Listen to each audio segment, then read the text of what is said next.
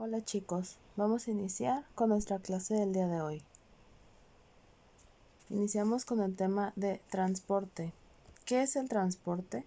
Bueno, en nuestro organismo los mecanismos que permiten a las sustancias atravesar las membranas son esenciales para nuestra vida y para la comunicación entre las células, ya que pues las células necesitan expulsar los desechos de su metabolismo, también adquirir los nutrientes del medio extracelular o enviar mensajes químicos a otras células.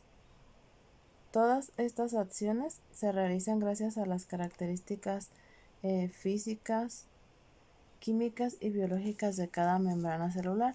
Existen diferentes tipos de transporte. Entre ellos está lo que es la difusión.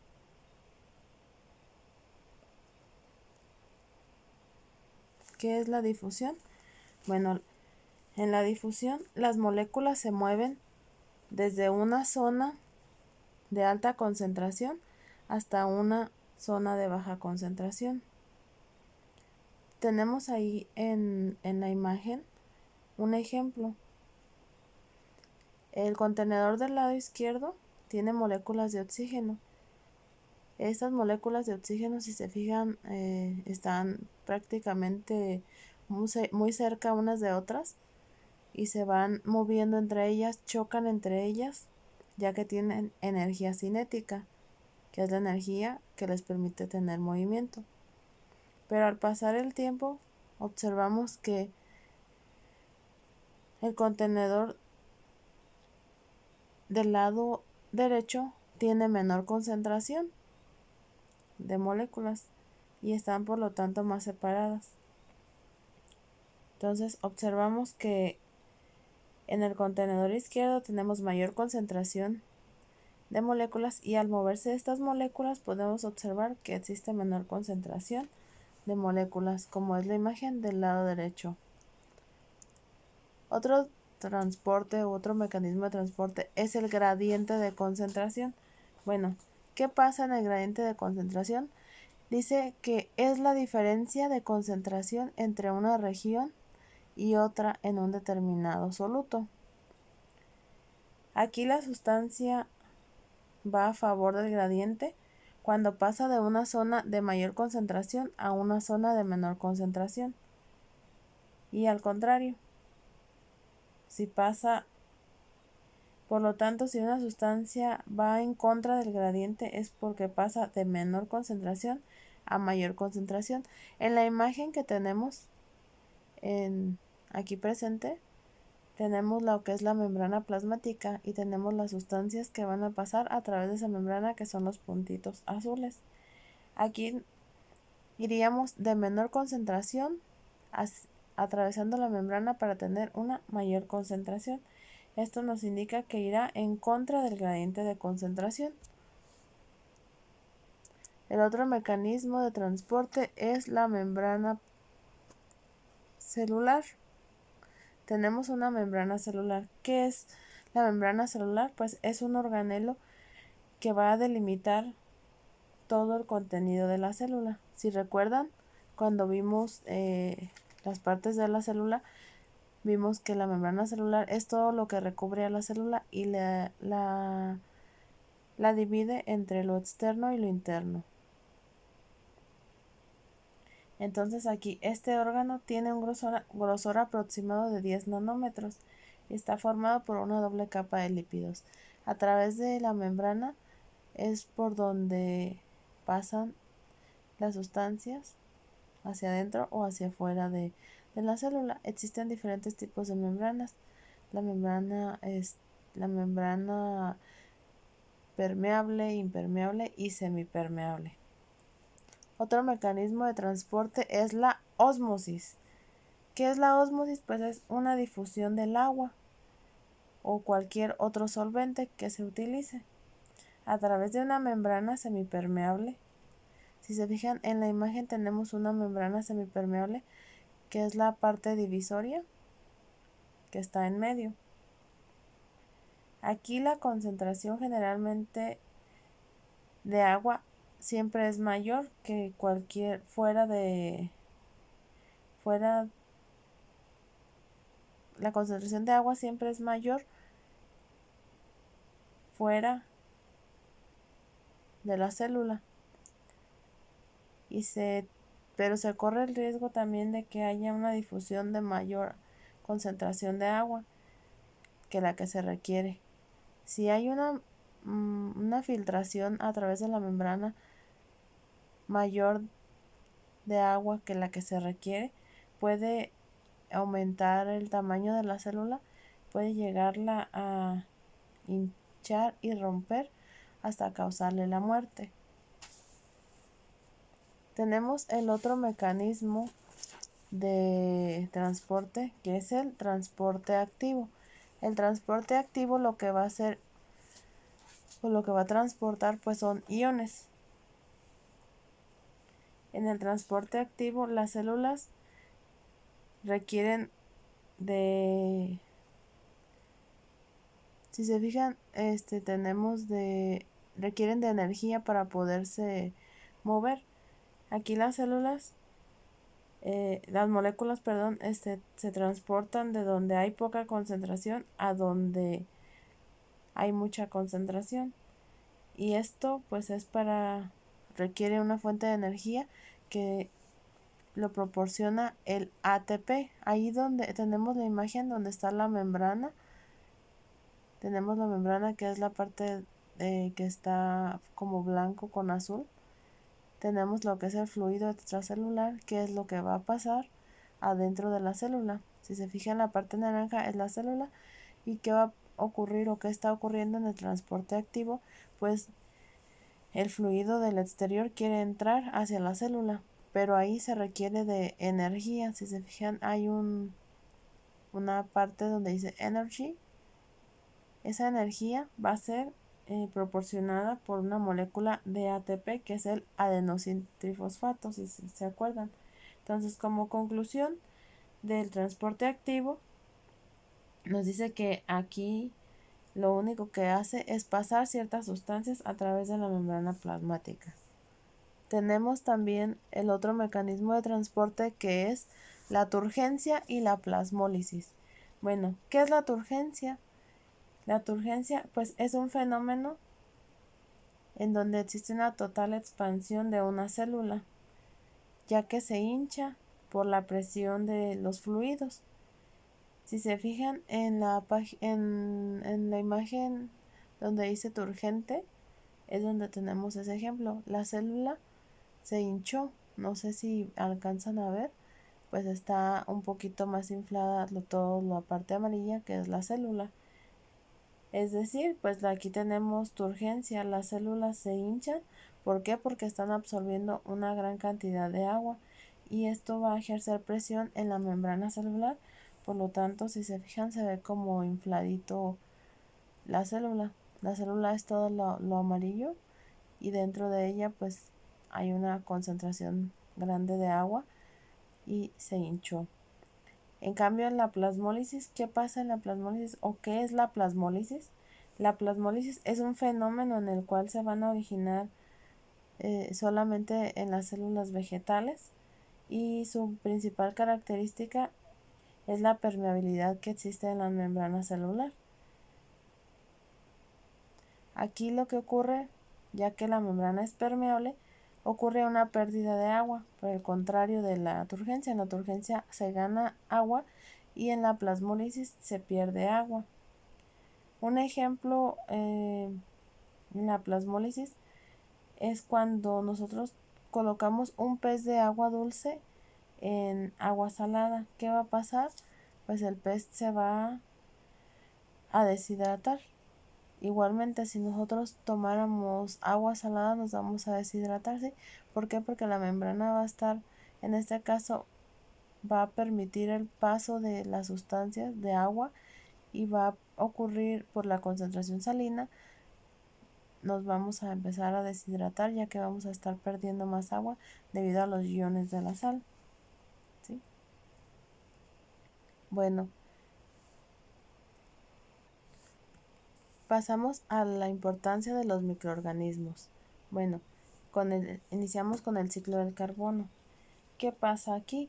El carbono pues es el cuarto elemento más abundante en el universo y es indispensable para la vida.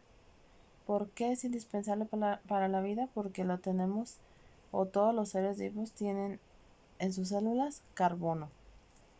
Bueno, el carbono nosotros lo podemos encontrar de dos formas, es orgánico e inorgánico. La forma inorgánica la podemos encontrar en la materia que no está viva, como es la tierra, el agua del mar, las rocas y el aire. Pero también, como les decía, podemos encontrarlo de manera orgánica y esto es en los seres vivos. Estas dos formas de carbono, tanto orgánica como inorgánica, se intercambian entre sí durante el ciclo. El ciclo del carbono pues es un proceso en el que el carbono se va a intercambiar entre la atmósfera, la litosfera y la hidrosfera. En la atmósfera, el carbono lo podemos encontrar como dióxido de carbono, que proviene de diferentes partes, como unas son las industrias y la exhalación del humano y de los animales y un poco de los árboles y también de la emisión de los gases de los autos. En la hidrosfera lo podemos encontrar como ácido carbónico y en la litosfera se encuentra como rocas o petróleo. Durante la cadena alimenticia, si se fijan en la imagen tenemos algunos animalitos. Durante la cadena alimenticia, pues los animales herbívoros, adquieren el carbono que necesitan de su alimento, de los vegetales que ellos comen. Mientras que los animales carnívoros adquieren el carbono que su organismo necesita de otros mismos animales de los cuales ellos se alimentan.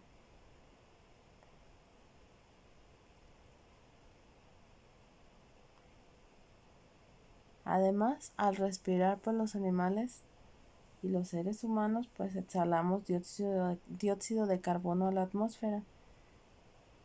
Pero las plantas absorben ese carbono, aunque también ellas, como sabemos, respiran y suelen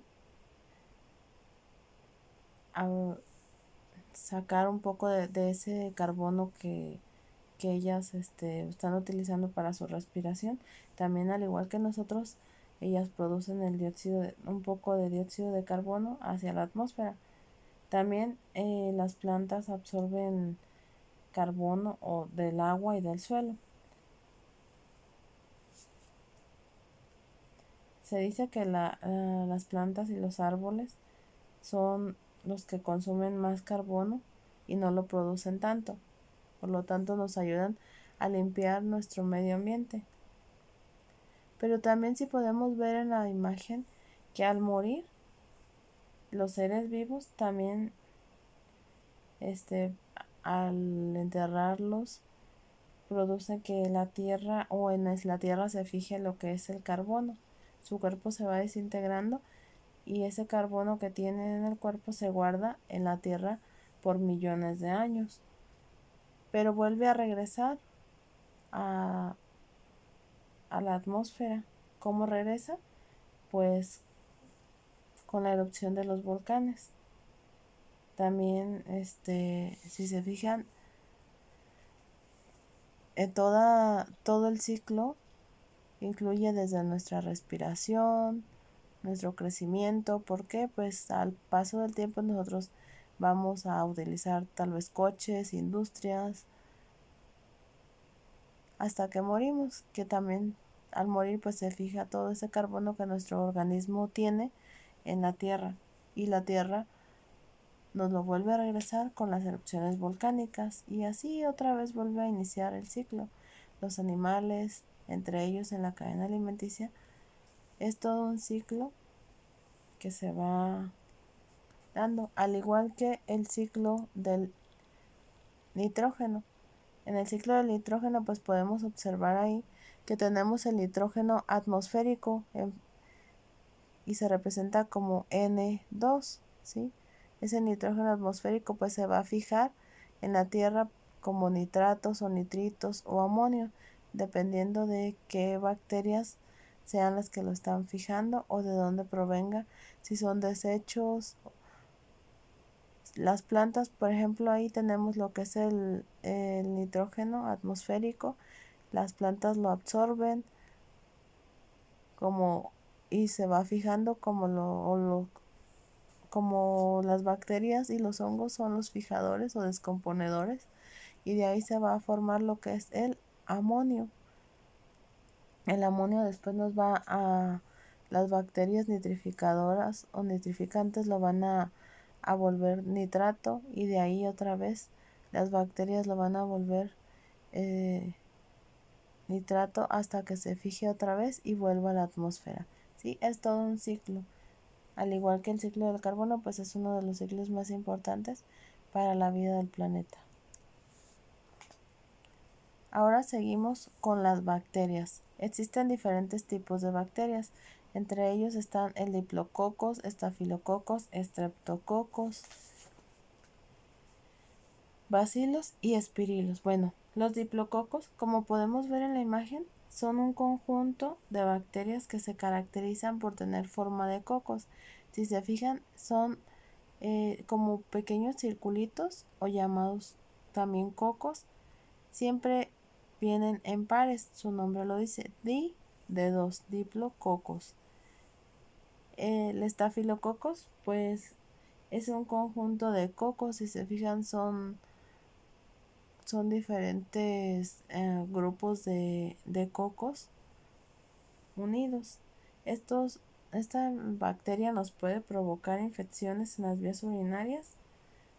Por la bacteria Staphylococcus aureus es una de ellas. También nos puede provocar intoxicación por alimentos.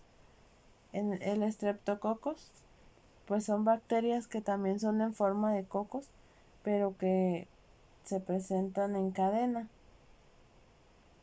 Estos hay dos tipos. Los hay estreptococos de tipo A, que nos van a producir infecciones de la garganta, erupciones en el cuerpo o infecciones de la piel. Y los estreptococos tipo B nos pueden causar neumonía, meningitis o infecciones sanguíneas. También tenemos bacterias en forma de bacilos. Si se fijan, estas tienen forma como de una varita y las hay gram positivas y gram negativas.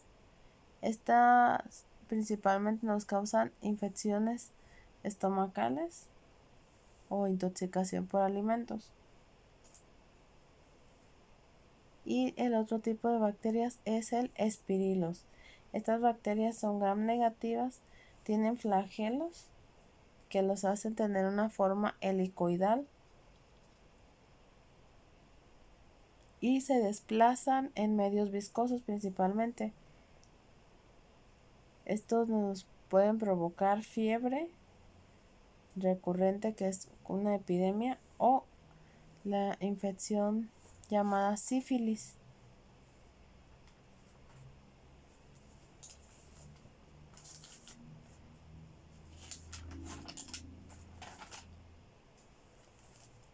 Las bacterias se reproducen de manera sexual, como por medio de la transformación. ¿Qué pasa en la transformación? Pues este es el proceso en el que la célula ingiere ADN extraño de sus alrededores. Si se fijan, tenemos una célula. La célula tiene fragmentos de ADN. Esa célula se le llama célula donante. Sus fragmentos de ADN van a salir y ese ADN va a ser captado. Tenemos, si se fijan, en la segunda celulita el cromosoma, que es el círculo azul, y tenemos esa célula que se llama célula receptora. ¿Por qué? Porque es la que va a aceptar el ADN que la célula está donando. Una vez que sale el ADN, busca una célula receptora Si se fijan, lo recibe la célula receptora y después ocurre lo que es la integración, porque va a pasar a través de la membrana y va a llegar a lo que es el cromosoma. Una vez dentro, se va a hacer una recombinación o se va del ADN y se va a integrar a la célula. Por lo tanto, ya es una célula que se transformó porque tiene ADN de otra célula. Otro tipo de reproducción de las bacterias, es la conjugación. La conjugación pues es un proceso de transferencia de información genética donde una célula va a donar receptores. Si se fijan, tenemos la célula receptora F arriba y abajo tenemos el cromosoma bacteriano, que es la célula que va a donar. Esa célula tiene el factor F. La de arriba, si se fijan, tiene célula receptora F negativo. La célula de abajo lo tiene, que es el círculo rojo. Si se fijan, ahí se van a unir las células, la receptora con la célula que va a dar. Al unirse a esas células, el factor F se empieza a compartir con la otra célula al estar unidas. Existe una conjugación donde, si se fijan, se va a dividir, pero el factor F logra dividirse y aparecer en las dos células hijas nuevas. Aquí esta bacteria ya entró en las dos células que están ahí. Si se fijan, al principio la célula receptora pues no tiene esa bacteria, que sería el factor F. Al momento de que en la segunda, donde están unidas, si se fijan, se va como desdoblando esa bacteria para entrar a la otra célula receptora. Una vez que entró, como que se parte. Si se fijan, se forman como dos células, si fueran dos células malas, que en realidad pues si la bacteria como que está infectando a la célula receptora, y al momento de que se termina de reproducir, nos va a dar la célula receptora con bacteria y la célula dadora también con su bacteria. El otro tipo de reproducción es la transducción. Aquí, en este proceso, el ADN pues se va a transferir de una bacteria a otra. Si se fijan, tenemos la bacteria infección lítica. Esta bacteria va a infectar a los demás y va a ser como un virus. ¿Sí? Esta bacteria o este ADN va a ser transferido desde una bacteria a otra mediante virus. Si se fijan, ahí tenemos el virus, que es como un hexágono. Ese virus va a entrar, o esa bacteria es la bacteria es la que está como dos rayitas en color rojo. Esa célula tiene la bacteria y el fago, que es el virus, quiere entrar. Si se fijan, tiene varias como patitas. En la siguiente célula ya el ADN se partió y para poderse volver a recombinar. Recombinar pues significa que se va a volver a ordenar ese ADN, ya que entró otro ADN extraño. Si se fijan, también entró lo que es el fago y se dividió en 3 hexágonos, lo que sería el fago. Después se va a ensamblar ya el virus, se va a ensamblar. Si se fijan, ya el virus está dentro de lo que es el fago. Ya que está ese ADN de nuevo recombinado, se van a unir. Si se fijan, el fago ya tiene la bacteria o virus, es decir, que se creó una nueva infección o virus. Ya una vez maduro dentro de la célula se va a abrir. Si se fijan, la célula se abrió y aventó ese fago con esa bacteria o virus. ¿Qué pasa ahí? Pues la bacteria va a entrar a otra célula. Ahí ya tiene otro ADN totalmente diferente porque ya fue una recombinación del ADN que la célula original tenía, pero como se llenó de bacteria, se volvió a recombinar el ADN y formó un ADN nuevo para entrar a infectar a una célula diferente. Bueno chicos, espero y haya quedado un poquito más claro la clase del día de hoy.